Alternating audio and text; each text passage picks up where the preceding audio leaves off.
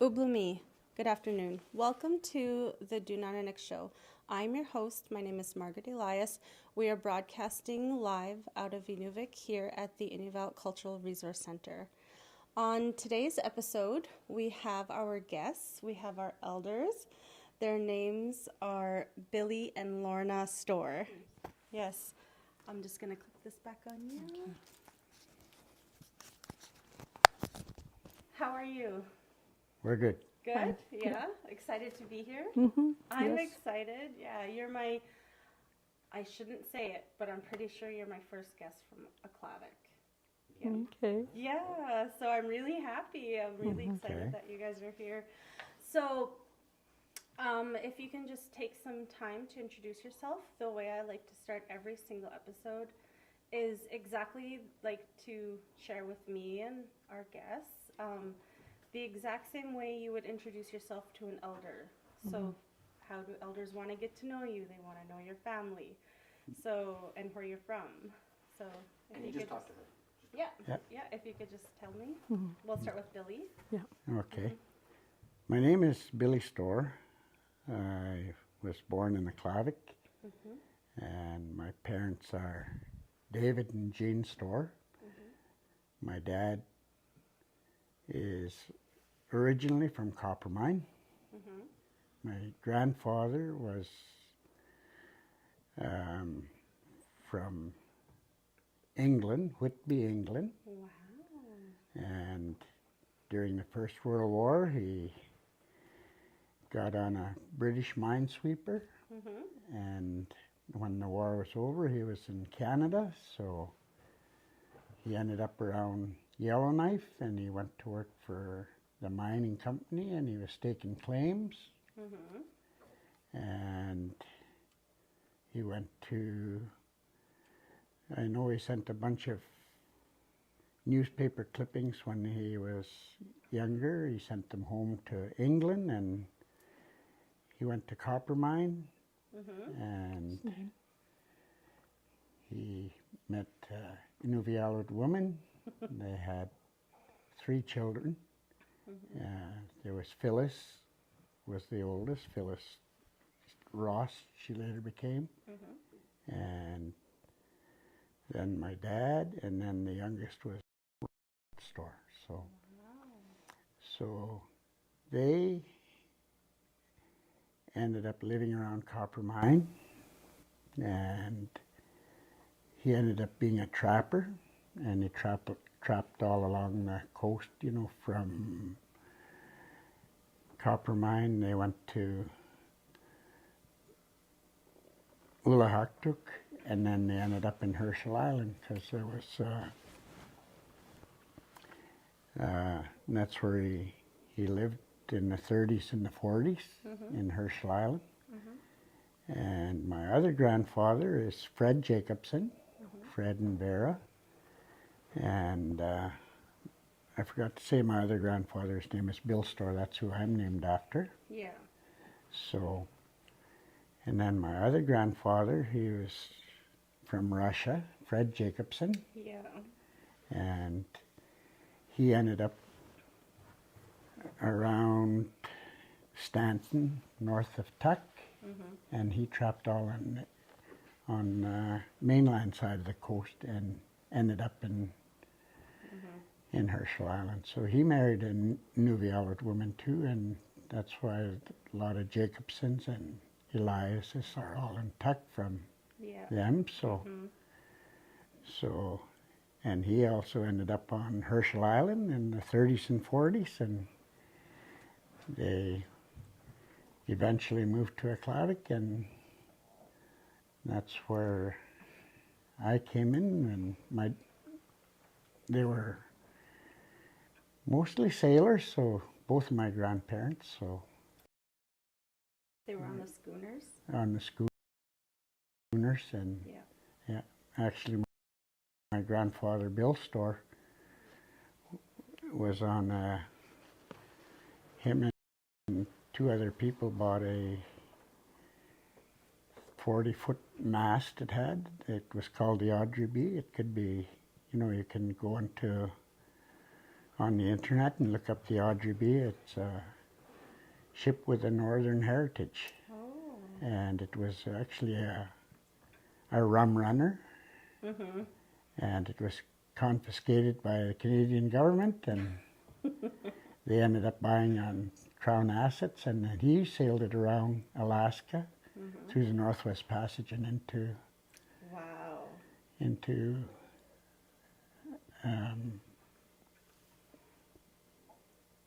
around. He came around in Herschel Island and that, and so he was hauling freight between Herschel and There's a lot of history.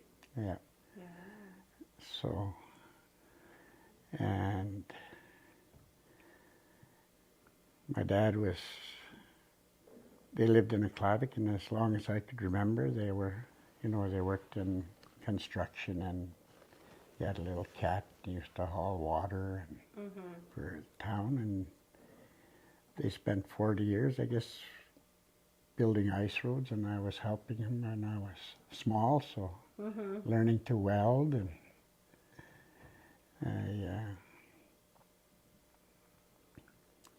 I helped them out a lot. And then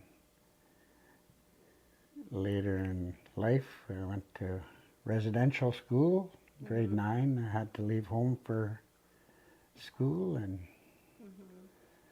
I was there for 4 years in high school, where I met the nicest looking girl. And so anyways, after residential school,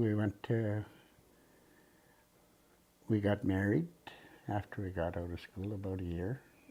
And we went and lived in McPherson for a little while. That's where my wife is from. And we worked I think our first job was we worked a year in Fleming Hall at the hostel, supervisors, and we did that for a year, and then it shut down, so then we ended up moving back to ऊvagut in 1974, I think. ऊvagut was, the hamlet was incorporated, but just before it incorporated, I got a job as the secretary manager, which is now called the SAO. So I did that for 7 years, and I thought, this is too tough having 7 bosses. Everybody wants something different, so you make one person happy, 2 people mad, you know. So I said, that's not for me. So I went into construction, and I also bid on the municipal services contract, and I did pumped out sewage for 18 years. And then we got into construction in a heavy way, working for my dad and Store and Sons. We started a company, and we did a lot of work on the highway and all over Tuck. And we maintained the highway for between here and Sigachik for 18 years. And we built ice roads from {𝑉𝑒 to Inuvik for 40, so. Yeah. So you know that road then? Yeah. So most of my life has been around construction, you know, and back in the boom days, the 70s and the 80s, you know, there was a lot of construction going on, a lot of money around, and then industry left the north, as everybody knows, and there was a big bust after that, and it was actually cheaper to stay home than to try and work for, you know, work for nothing really. You work just to have cash flow, and that's not.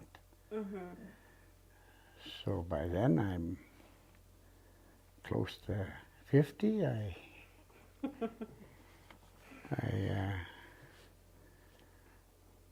went back to college. My wife actually came here to finish her degree in teaching, but she'll tell you all that story. But most of our lives we did a lot of coaching for young people, you know. We went to a lot of Arctic Winter Games coaching soccer, and probably our best year, I guess the one to brag about, was probably 1988. There was 4 teams that make up the soccer, indoor soccer, and there's 4 teams for junior girls, juvenile boys, and junior boys. 4 categories, and 3 of the teams were from {𝑉𝑒 and went to Fairbanks for the Arctic Winter Games, and the 3 teams from {𝑉𝑒 that went to the Arctic Winter Games all won gold at the games, so we were coaching those 3 teams, me and my wife. So that must have been exciting. That was. Yeah. So yeah, we spend a lot of time coaching young people, and she still does it, and I've kind of had my fill. So yeah, and then we actually came here. Back to my story, she came here to finish her degree in teaching, and our youngest son, or the 2 youngest in our family, we have 7 children, and the 2 youngest are boys, and they were just getting into high school, so we were here in Inuvik for my wife. She went to college, and so our 2 youngest sons were in high school then. It was a better program, so, you know, a little better opportunity for them. So the next year, after she was done, I ended up enrolling in Natural Resources and Technology, NRTP, and something I didn't have to study for, I figured. So I graduated from that program. It was a 2-year diploma program, and after that was done, our youngest son still had another year, so I enrolled in another diploma program, management studies, so I done that. And our youngest son was through high school by then, so we ended up moving back home. Busy. Yeah. Very busy. And then it really got busy. After all my life being in construction, then the HTC, because of my NRTP, they said, hey, you should get on HTC, and so I did that, and because a lot of the programming, deals with wildlife and stuff, so it was a good thing, because I then sat on HTC as the chair for 15 years. And during those 15 years, I also sat on {𝑉𝑒 Game Council. Yeah.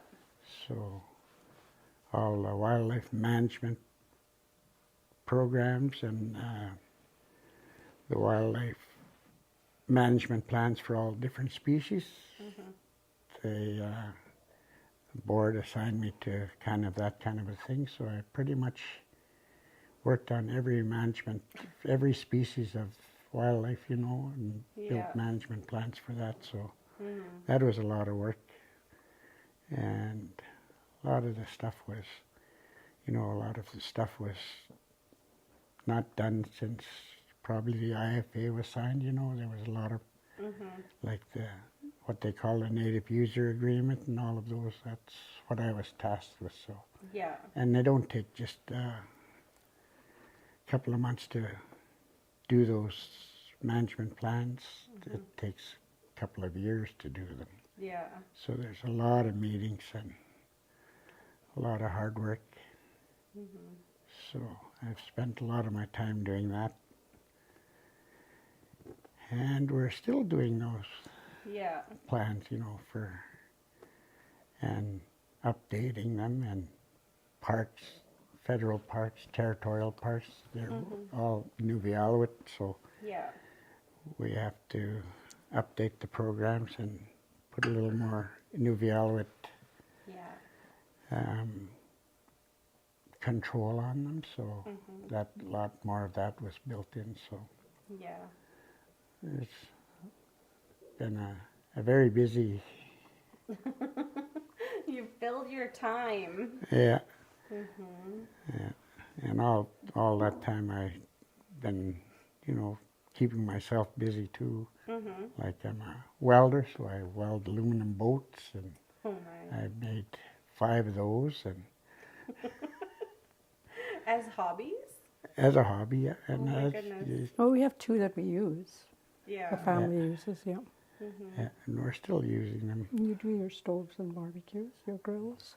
Yeah, built a lot of welded steel stoves. I probably sold 300 in McPherson, probably 100 in Inuvik and Tuck. And so if I ever need one, just call. I have your number. I'll tell my husband.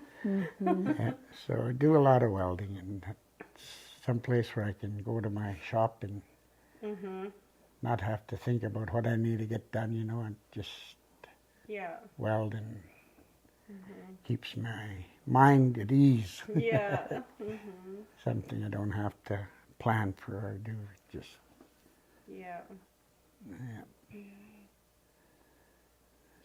Do you, Lorna, want to introduce yourself? I'm Lorna Storr. I was born in Укlavik, but back then there was no Inuvik. I was born in Укlavik, but I was raised in Fort McPherson. And like Billy mentioned, up to grade 9 we stayed in the community.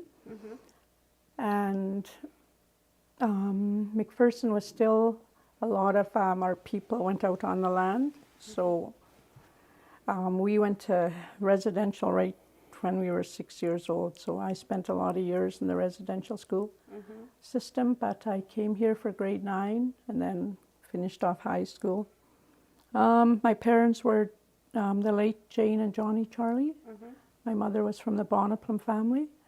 My dad was born in the Yukon, and when they were like younger as children, they moved over the mountains in the summer and hit the headwaters above McPherson, and they built a skin boat and went down to Fort McPherson and made their home there.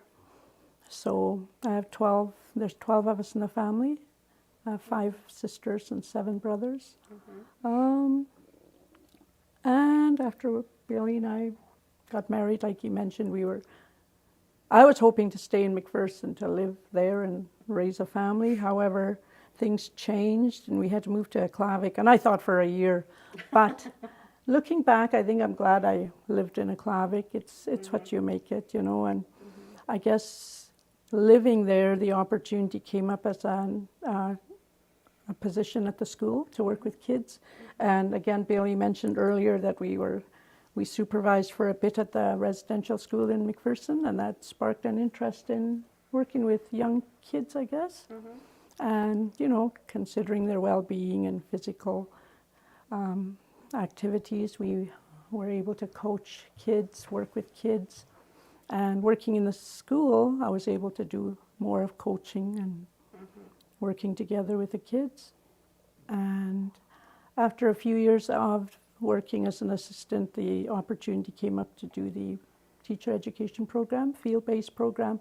So thank goodness my husband helped me through that. I was able to do that program. Yeah. So I taught for several years, quite a few years, and I had the opportunity to come to Inuvagut to do a year towards my degree course program. And after that was done, I taught at the elementary school here at Sam School for 4 years, in which time he went to Arctic College, and my kids, 3 of them actually, Angela was in, and Joyce was in 4 of them, were in high school. And I loved my 4 years at Sam's. It was a great opportunity. And after that, I had a couple more years for retirement, so I wanted to finish off in Укlavik. So I went back to Укlavik, and 7 years later, I finally retired.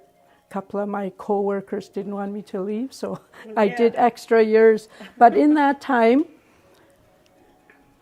we still worked with the kids and youth, and we were always involved. And I enjoyed my years of teaching. I don't think I ever had a tough year.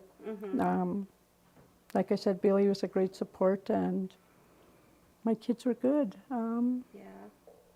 Just going back to my parents, they did instill in us to, you know, work, do our best, and, you know, respect each other. And my dad was quite amazing, my father, the late Johnny Charlie, because he embraced situations, anything that came up, like Billy is in Uvagut and I'm Gwich'in, and he adjusted, and like he has respect for everybody, and he did really well.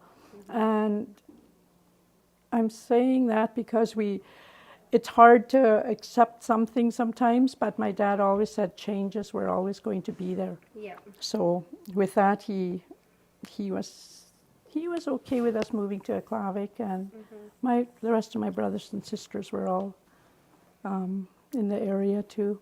Like Billy mentioned, we have 7 children. They all did well. They're all in the region. We have 25 grandkids, and they're all doing well. And we have great-grandchildren now. Yeah.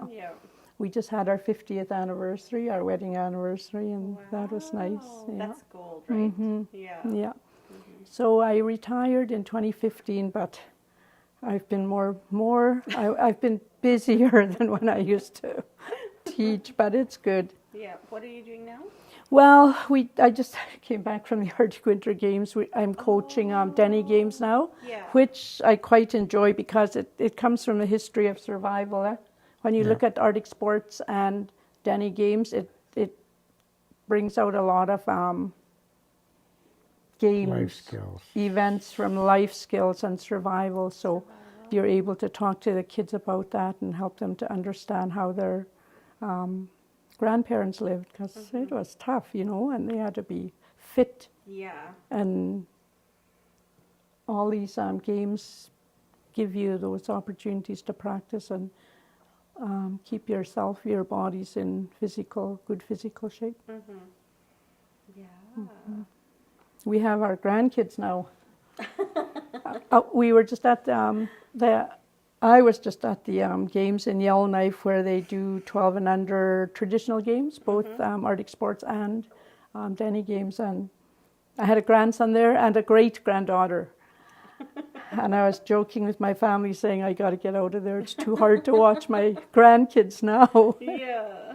Yeah, so we've coached a lot of them, and now I'm getting kids of the athletes I used to coach. So, yeah. Yeah. So very busy. Yeah. She taught for 37 years. I was just going to ask that you were teaching here and In Укlavik. Yeah. I just went to the school in Укlavik for the first time, and I've never been in a school like Укlavik. It's so visually beautiful. the setup, the Yeah.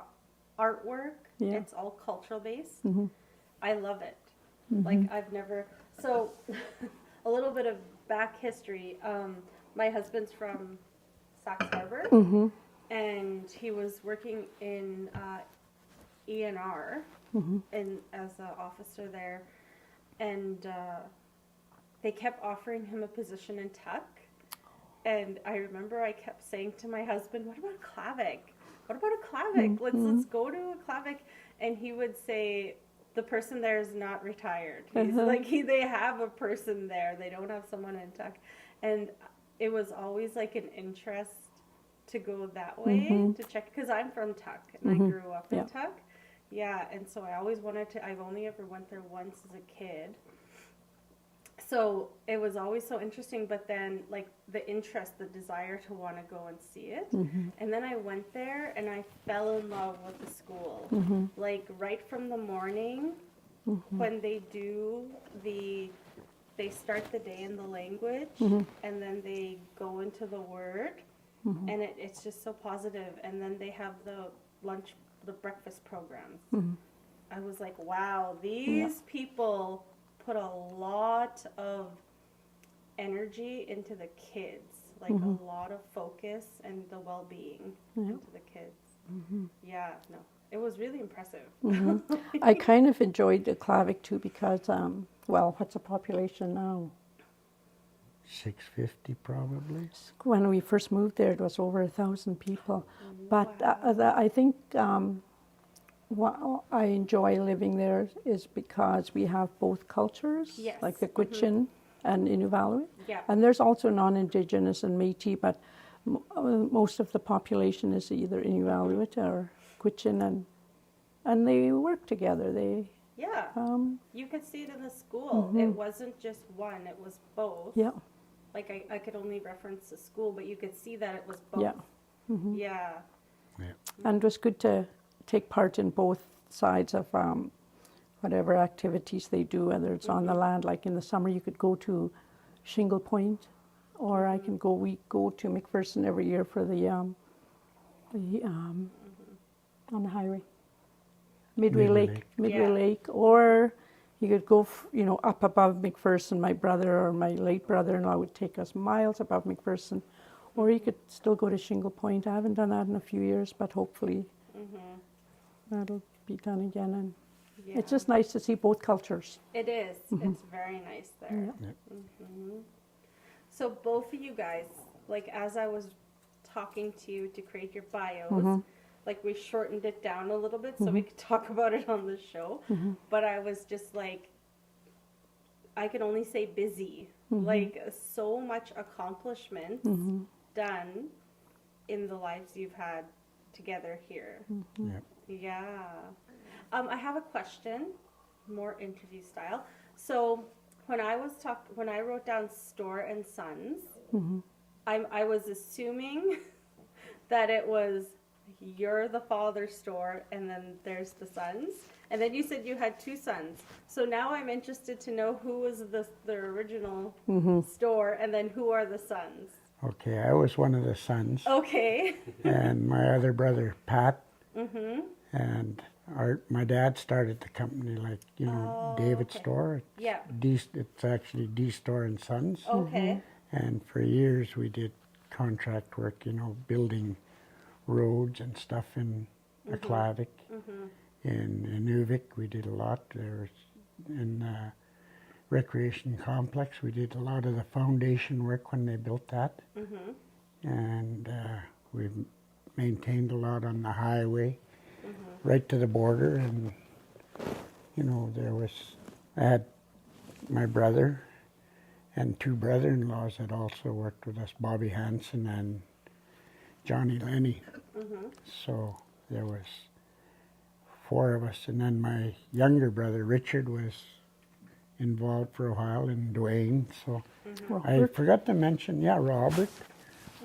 There was, in my family, there was 8 of us, and when we had 2 sisters, Glenna Hansen, she was She was, at one time, she was commissioner for the Northwest Territories. Wow. And, but all of my brothers, they, you know, like Robert lives in, well, between here and BC, you know, he's always bringing vehicles and stuff up for people, and he has family in on Vancouver Island. But right now they say, well, he called the other day and he said they're trying to tell him to stay. His kids are trying to tell him to stay home for 5 weeks, but Yeah. it's too long for him. But he likes to travel, and you know, does a lot of work between McPherson, Укlavik. He does a lot, you know, bringing stuff and all over Vancouver and Alberta. So So are you the only one now that operates Stores and Sons? I don't operate it anymore. We're just kind of semi-retired, but I think more, you know, we've been busier since we became seniors. You know, we've been working probably harder. Yeah.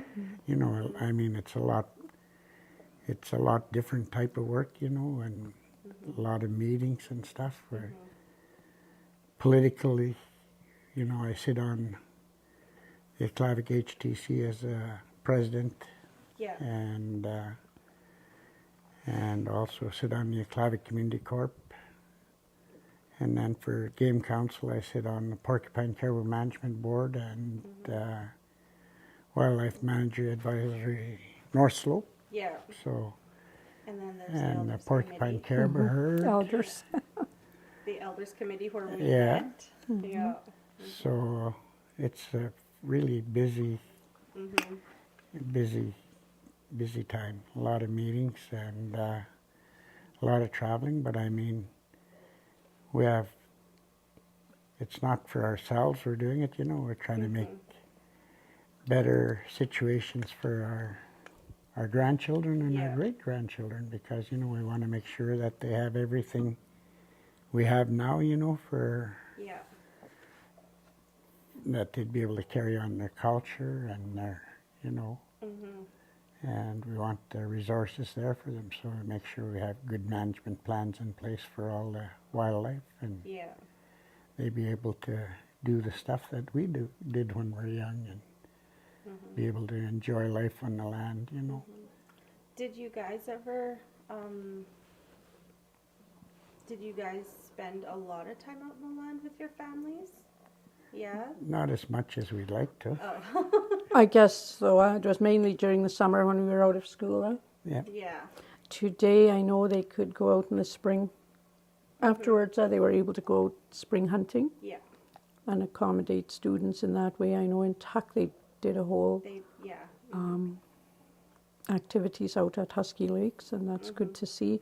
And today there's programs, like through ACC and Hunters and Trappers. They offer programs where kids could go out, or you could take your family out, and those are good activities too, so you could show the kids what to do. It makes a difference in the children, because when I was growing up, and I only got out of school 15 years ago. To me, that's not very long. Yeah.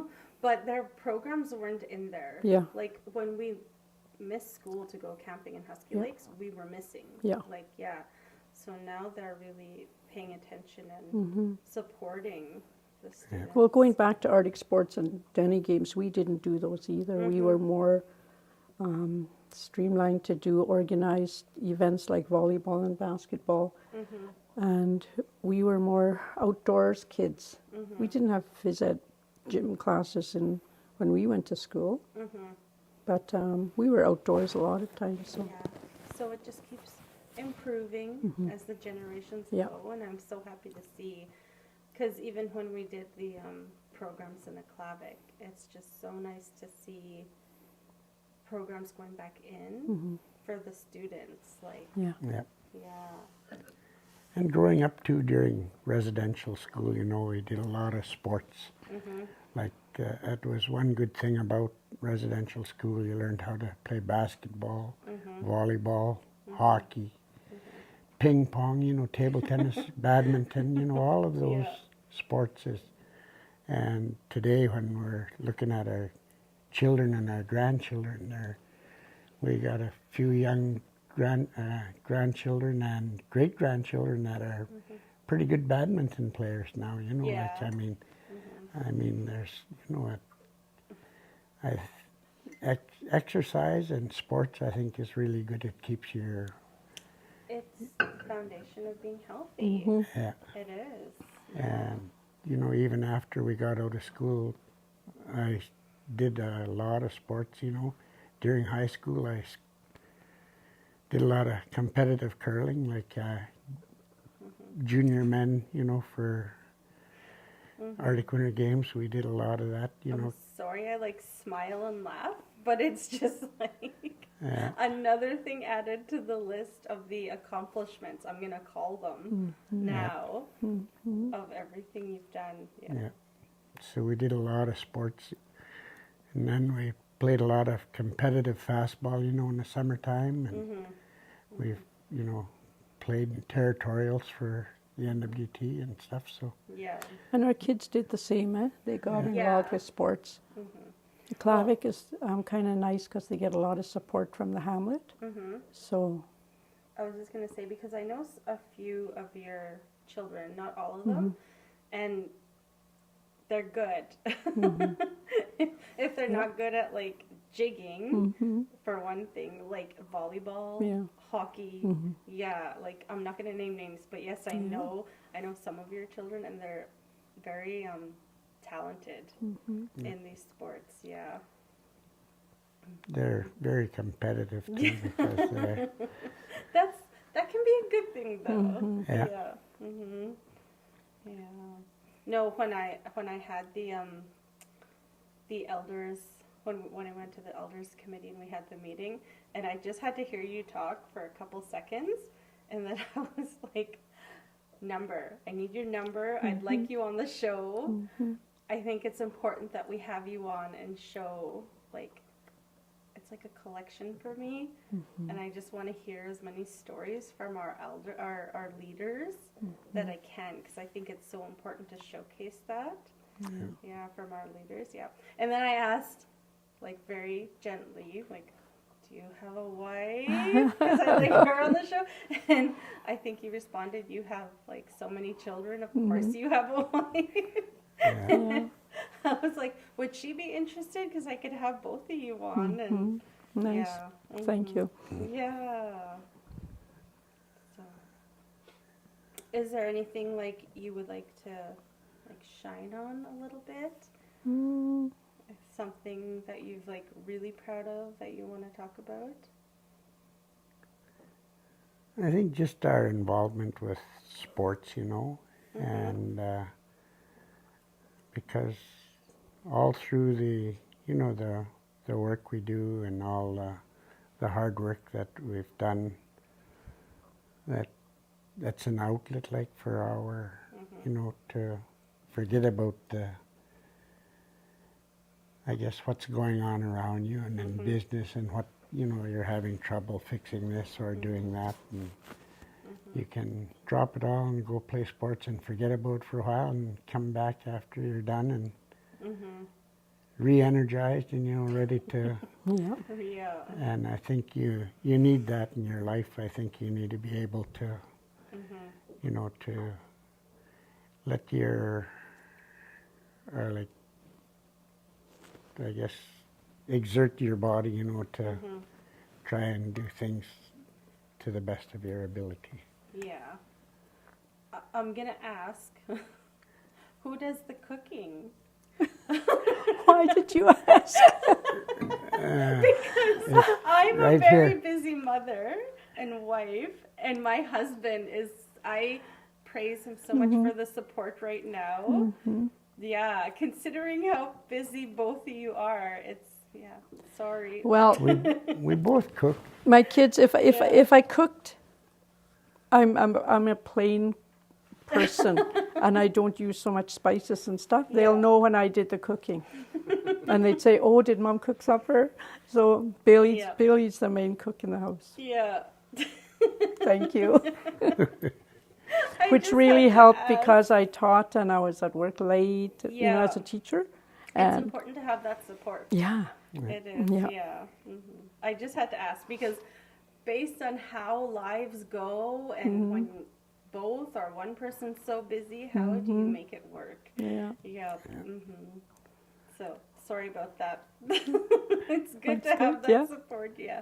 I will say though, my husband, he's amazing right now, and I have one bannock recipe, like one bannock recipe, and it's so ridiculous that it's the same recipe, and when I make it, no one likes the bannock, and when Greg makes it, everyone loves it. It makes me so mad, and he laughs and he's like, "It's the same recipe." Like I said, I'm just gonna lie and say it's you who made it when I made it. Yeah, but he is a better cook than I am. My wife does all the baking though. Yeah. Yeah, she's a good baker.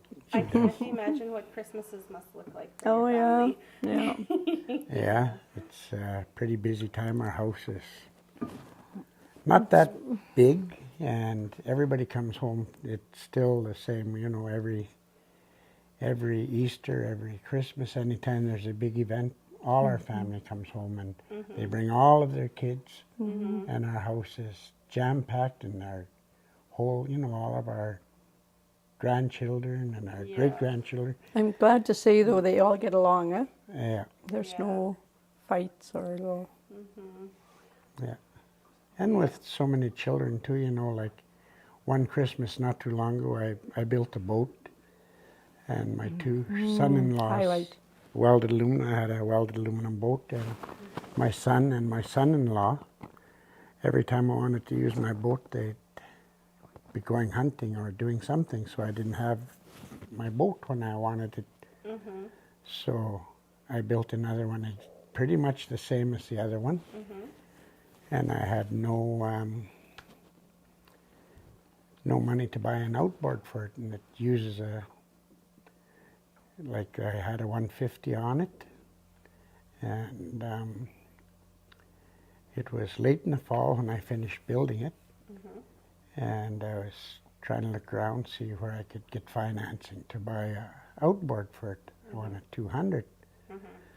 So Christmas time comes around, and my 7 kids, they give me a Christmas card, and in it, all 7 of them chipped in for a 200 horse Yamaha, 23,000 something. They paid for it. They all chipped in the equal amount, and one of our granddaughters, and they bought me my 200 Yamaha. Wow.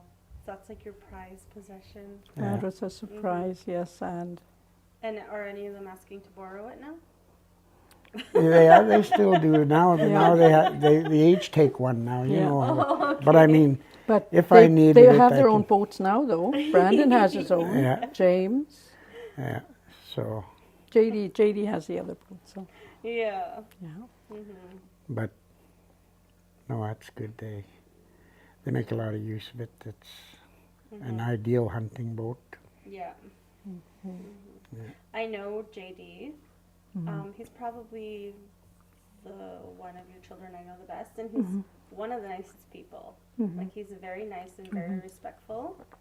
When I just want to like yammer on with him and Charmaine, they just listen and engage in conversation, even though I don't get to see them often.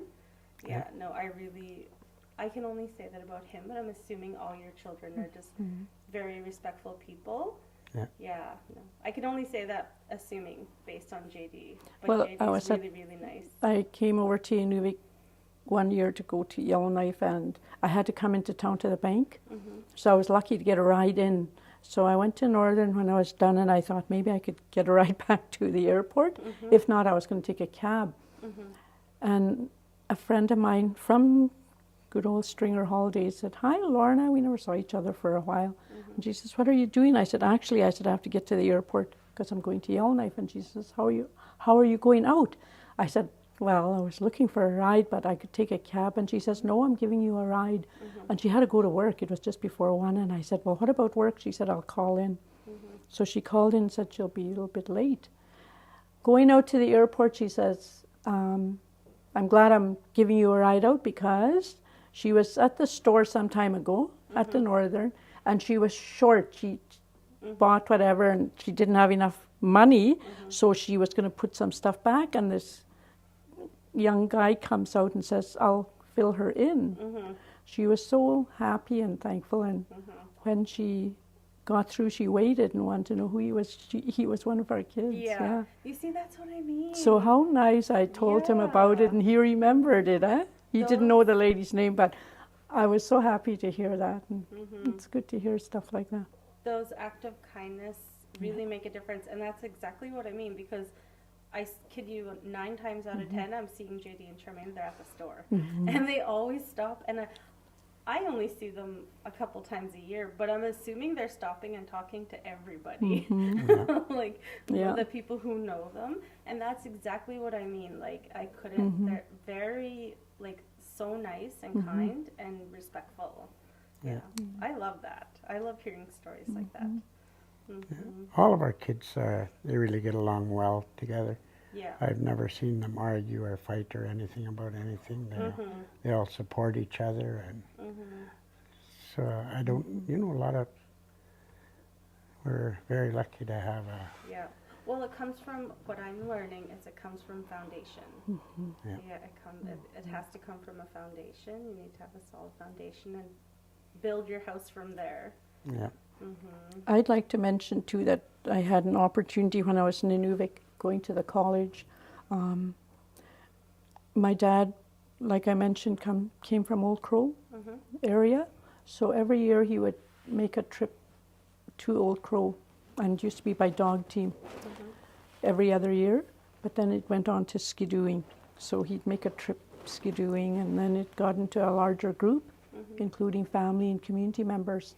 And that went on for years, and I always thought in my dreams I would love to make that trip, Yeah. So while I was here, it was November, I had got a phone call from my youngest sister, and she says, Lorna, you're coming with us in February. And right now I said, Liz, I can't do it. She said, you're coming with us. Well, so November, December, January, and the trip was in February.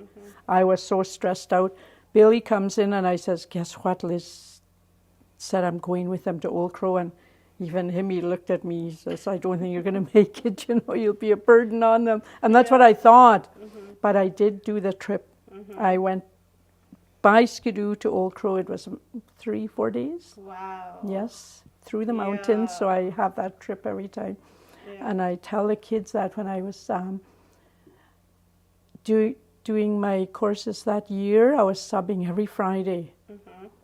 And sometimes I would get a difficult group of kids and I would tell them the story. I'd get their full attention. So I never had trouble with kids if I ever told that story. So I did do the trip, and mind you, they never asked me again. I think I fell off the skidoo every turn. I just wasn't. But it was a great trip, and I'm so glad I did it. I wish I would have done it when my dad did the trips, but this was after he passed. So thankfully this year, in March, they are doing the trip. McPherson's planning the trip, so they have some people from Inuvik even going. So how nice. Yes. I can't wait to hear about that. I hope I get to hear about that. It's supposed to be a big event, so I'm glad they're starting that up again. And I'm not sure if Liz is going. My sister Liz is the chief. She was just elected last summer, so hopefully she'll be going. But I know family members will be going, so it's been nice that way. Sure. Yeah. We're good. Yeah. Are you guys okay with that? Yeah. Good. Okay. So I'm really happy that you guys came on. I wanted to hear your story. I want to be like Rini one day. Rini just knows all the stories. Rini Airy from ऊvagut. She spent her life and her career talking to all the elders and getting their knowledge and experiences and stuff. And that's like my dream. I always tell Lily and Elias the same thing. Like, this is what I want to do, and I feel so lucky that ICS is running programs again, so that way we can do this. So I'm really happy that you guys came on Yeah. and I got to meet you. Yeah. Yeah, and it was very good. Yeah. So thank you for coming in. And There's a lot more we could say, but time prevailing. I'm doing language courses with Gwich'in with my sister, and I just started with Rini Ariane too from Elders. ナᕕThey're doing the Inuit program. Yeah. Courses. Language course, yeah. Yeah, that's like kind of. It seems easier than that's not on it. Yeah, It is we're still on. on, yeah. It is. Oh. When is it? When is it? It's on Monday evenings, and it's it seems easier than Gwich'in for me to pick up that language. That's insane because, like, I worked at the school, and I'm in Uvagut, and I was in Uvagut in classes like until I think I was in grade 6 or grade 9, and I go to when I was working at the school here, I never got put in with the children who went to Uvagut classes. They could pick and choose, like whichever the parents want is what they can put their kids into. I always ended up with students who got put into the Gwich'in, and I swear it was easier for me to understand Gwich'in than it was in Uvagut. Okay. Yeah, so it's crazy that it's like flipped. Yeah. Yeah. But so I'm gonna end the show. So I just want to thank both of you for coming here and being on the show. Okay, thank you. And I want to thank all of you for joining in on today's episode and hearing Bill and Lorna's stories.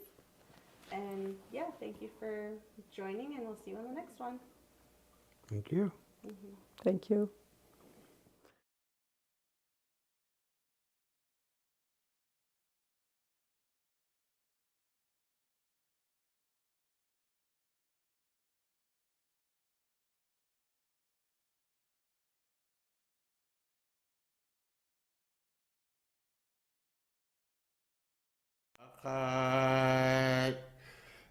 Mama